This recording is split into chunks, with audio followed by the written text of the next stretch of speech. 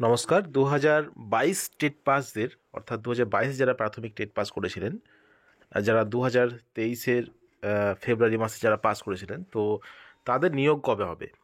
তো সেই সম্পর্কে বলতে গেলে সবথেকে বড় যে ভাইরাল যে বিষয়টা হলো সেটা হলো যে ওবিসি মামলা, যেটা রাজ্য সরকার বলছে এবং এমনকি মুখ্যমন্ত্রীও বলছেন যে ওবিসি মামলাটা কিন্তু নিয়োগের জন্য খুবই গুরুত্বপূর্ণ, নিয়োগ বিজ্ঞপ্তির জন্য। দেখতে পাচ্ছেন যে state of West Bengal versus Amal Chandra Das, দেখতে পাচ্ছেন 27/8/7/2024 ডায়েরি নম্বর, এবং এটা লাস্ট যে শুনানি হয়েছিল 9/12/2024-এ অনারেবল জাস্টিস বি.আর.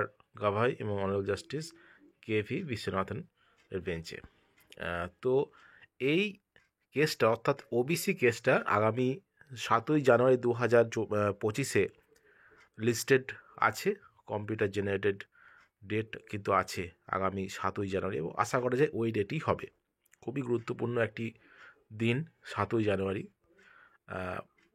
পশ্চিমবঙ্গের যে নিয়োগের বিজ্ঞপ্তি অর্থাৎ সরকারি ক্ষেত্রে নিয়োগ বিজ্ঞপ্তি, তো অনেকে বলছেন বেরিয়ে যাবে, এই বেরিয়ে গেল, এটা বিষয়টা নয়। সেটা হলো সব থেকে যে গুরুত্বপূর্ণ বিষয়, যেটা রাজ্য সরকারের কথায়, যে ওবিসি মামলা যে চলছে সুপ্রিম কোর্টে, তো সেই মামলার কিছু অর্ডার না বেরোনো পর্যন্ত কিন্তু শুধুমাত্র প্রাথমিক নয়, কোনো নিয়োগের বিজ্ঞপ্তি বার করতে পারছে না, এটা কিন্তু বলছে। তো এটা একটা বাঁধা, তো একরকম বলা যায় রাজ্য সরকারের বক্তব্য অনুযায়ী যে ওবিসিদের জন্য একটা নির্দিষ্ট সংরক্ষণ আছে, সংরক্ষণ নীতি মেনে, তো সেই ক্ষেত্রে কিন্তু নিয়োগে বাঁধা। তো সেজন্য আগামী 7ই জানুয়ারি দিনটা খুবই গুরুত্বপূর্ণ, এবং সেখানে বিভিন্ন ক্ষেত্রে রাজ্য সরকারও অনেক আইনজীবী দিয়েছেন। তো দেখা যাক আগামী 7ই জানুয়ারি কী হয় এবং কি আপডেট উঠে আসে মহামান্য সুপ্রিম কোর্ট থেকে।